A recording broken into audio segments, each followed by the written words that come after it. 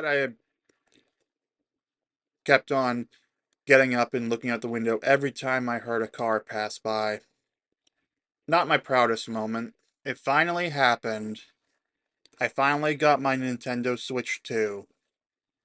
It was a day late compared to the release date, but I got it. Okay, technically it was on time. So, let's go back and I'll give you the lore dump on the Henry's Switch 2 arc. This is officially the end of what I called Project Switch Up. So, before I give you the lore dump and talk about the last couple of days, give this video a like, subscribe for daily videos, and comment whether you got a Switch 2 or if you want to rage about the price and such. Go ahead, use my comment section as a place to vent. Anyway, getting on with the story.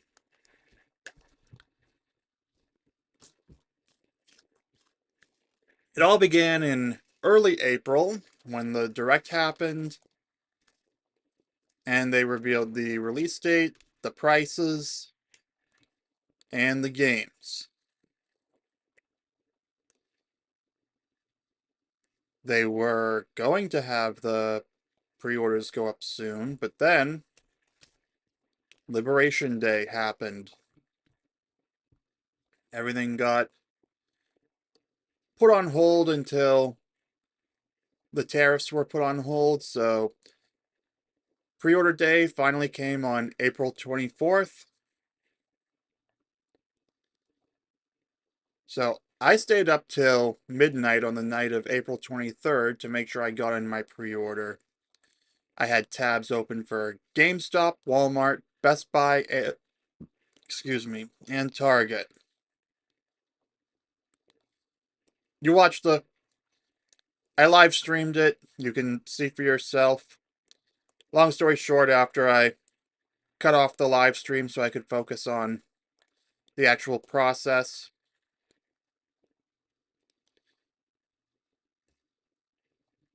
I got a pre-order in at Walmart for shipping. I wish I'd chosen that same day delivery, or I don't remember if it was an option or not. At that point, I just wanted to get my Mario Kart bundle pre-order in, and I wasn't gonna wait around. So I took what I could get, and after that, I got charged for it, so didn't have to worry about anything else. I had the money ready to go anyway. And then it said June 6th for the delivery date. Now, I'll admit for the next 6 weeks after that, I kind of held out hope that that was just a placeholder and they would start preparing it right away and then it would actually arrive on June 5th. But that never changed. And I heard about the cancellations that Walmart was pulling on people. I decided to not touch my pre-order in any capacity. Thankfully, I did not have to have an address change or anything like that, and I didn't have to try changing it to picking it up at the store. So, I waited anxiously. I struggled to concentrate on movies I was watching. It wasn't until last Wednesday night after I finished watching The Tragedy of Macbeth that I saw on the Walmart app that my pre-order finally changed from placed to preparing. That got me excited. The next morning, I kept on checking in the hopes that it would come today. I'd hoped that overnight it would have been on the way by the time I woke up. Unfortunately, that was not the case. By 11 a.m., though, it was on its way from a location that I knew it wasn't going to get there until June 6th.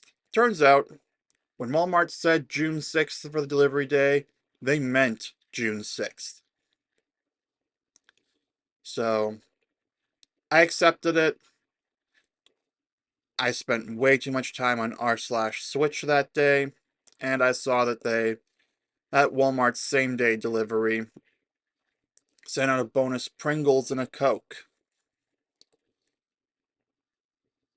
And I decided to cope by walking to Star Market and buying my own. But Pringles were on sale anyway. I was able to get 2 cans of them for a total of $2.27 each.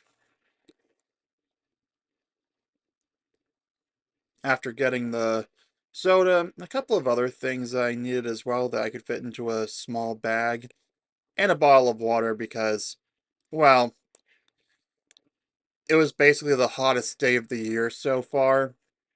So it was definitely necessary. But I marched home.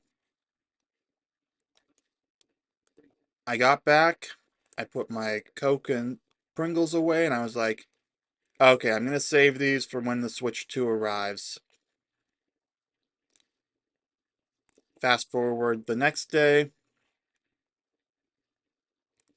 and that day was honestly kind of rough because I couldn't bring myself to enjoy doing anything because I was nervously looking out at my front window, wondering when the delivery would arrive because it went out for delivery at about 5:30 that morning. I kept on refreshing the Walmart app and then the FedEx website. Honestly, I really wish I'd discovered the map sooner, or I'd continued as a guest sooner, because that could have saved me a lot of worry. But anyway,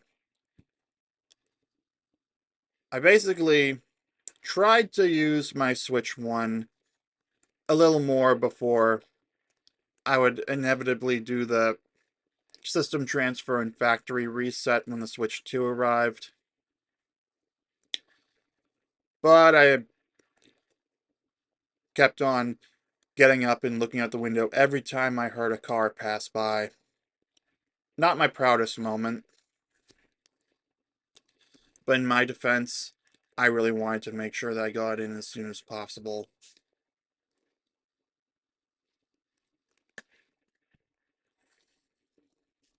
Eventually, after going out for a short walk to close my exercise ring, I decided to just get started on making the dough for my chicken sandwich bun and then my cinnamon sticks, respectively.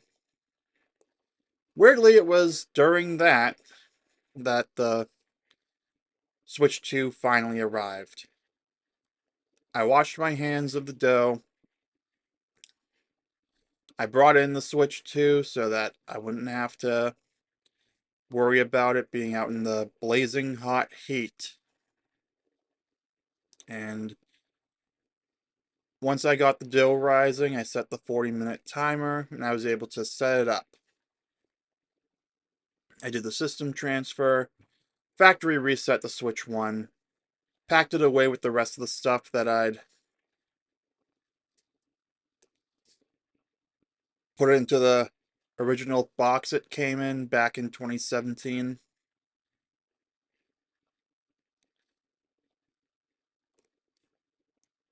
And then I redeemed the Mario Kart World code, and then after dinner, I finally got to enjoy my Switch 2. I had one of the Pringles cans for a snack in between games because I didn't want to drink the Coke that late at night.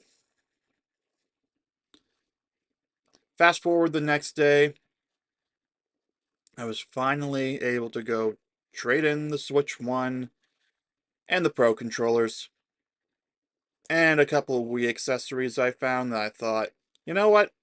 Let's get rid of these while I'm here. I was actually going to trade in my Wii U, but I found out that the Wii Shop channel data still remains even after a factory reset. And although the Wii Shop channel is no longer accessible, I don't feel comfortable just trading that system and knowing about that. I mean, sure, it doesn't have any sensitive information in relation to that because I never used a debit or credit card directly on the Wii Shop channel. I always bought Wii points and then used those. Mostly because I was too young for a debit or credit card at the time.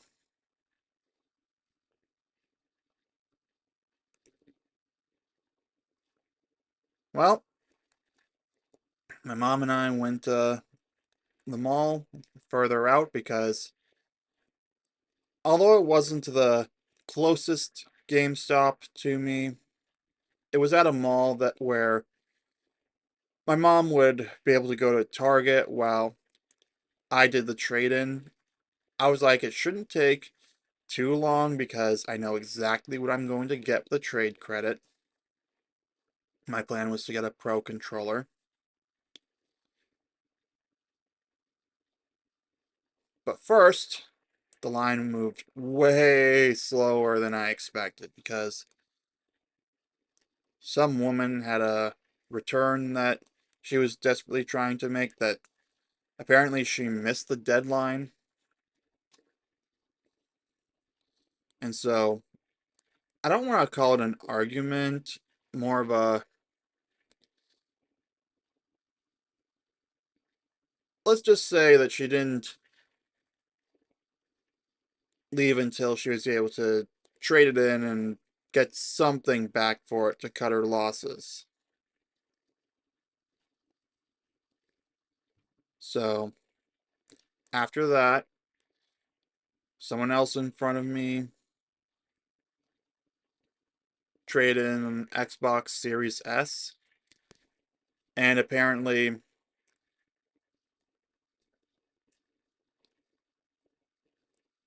they were giving less trade credit than before, which I think is weird because the price increase of the actual system, I feel should have increased the trade-in credit. But I digress. Eventually, they got to me. First, I presented my Switch 1 Pro controllers for trade-in, and then the Wii remotes, and then the Wii remote nunchucks. I only got money for one of those because the other one was way too damaged, but it was nice enough to still take it off my hands. Then came the Switch 1 itself.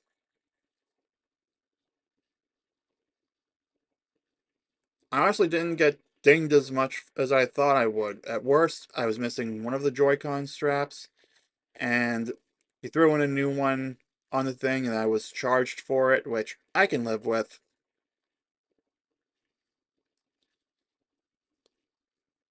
We confirmed that it was factory reset and I hadn't left an SD card in there. Actually, I've got the SD card I used to use for my Switch 1 right over here. Thinking about turning it into a expansion for my iMovie library so that I can keep more space on my MacBook. Because iMovie ain't really compatible with iCloud anyway. But getting back to the main story, When I realized he did not have any Switch 2 Pro controllers in stock, neither did Target, because my mom checked for me while she was shopping over there.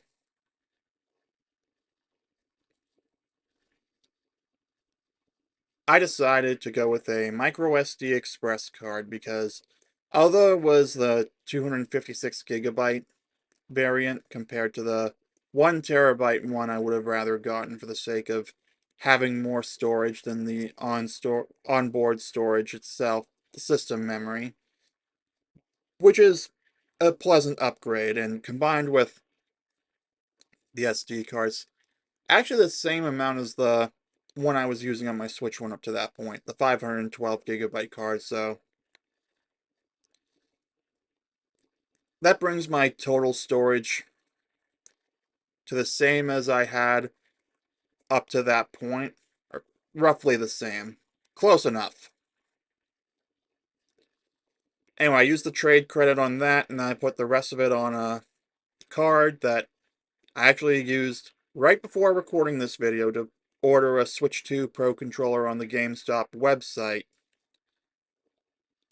I still had to pay something out of pocket, but I was able to get it, and now I don't know what to get excited for now. Yes, I sound exactly like the consume product. Get ready, get excited for next product meme. But also, the Switch 2 was something I was really looking forward to. And now that I have the Switch 1 out of my system, the Switch 2 Pro controller is on the way.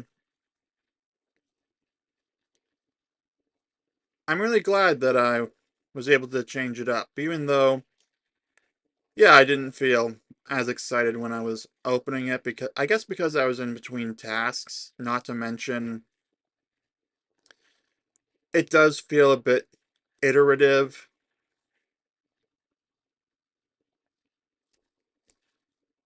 Kind of like when I got my iPhone 16 Pro Max last September.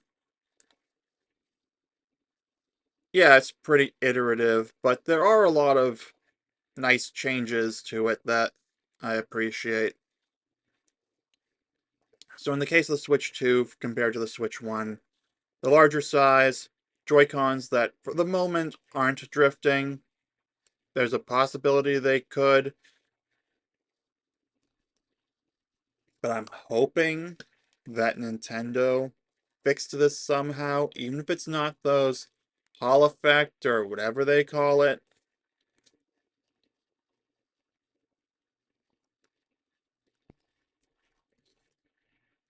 I'm sure they're not stupid enough to let that happen twice.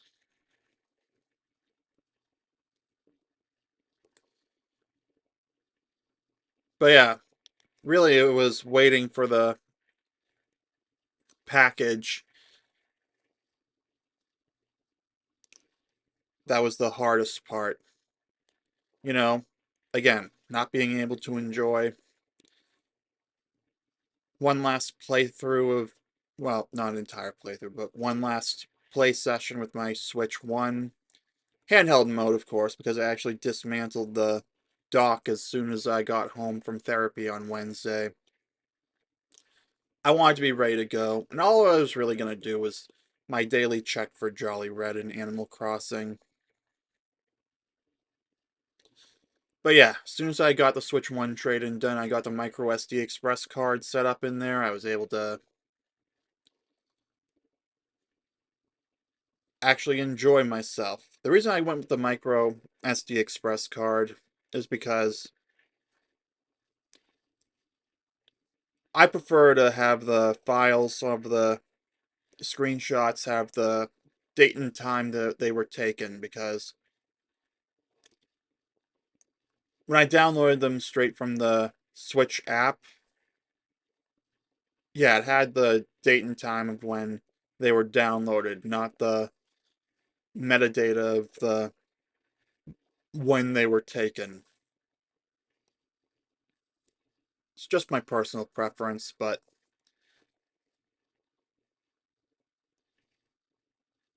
I'm just glad I have a way to do my weekly transfer of that.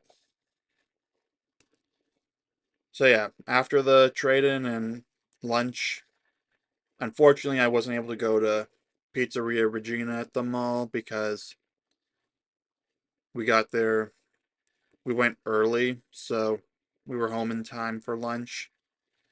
I had my protein pasta, and then finally, after playing some more with, I played a bit of Soul Calibur 2 on Switch Online, a little bit of Mario Kart World, and F-Zero. I've been alternating between them, and at this point, I'm considering Wind Waker might be my next primary video game. But yeah, I was finally able to have my Pringles and Coke, the Coke version, because Walmart wasn't able to throw those in there for me like they did for so many other people. And I just wanted to feel like they actually did that.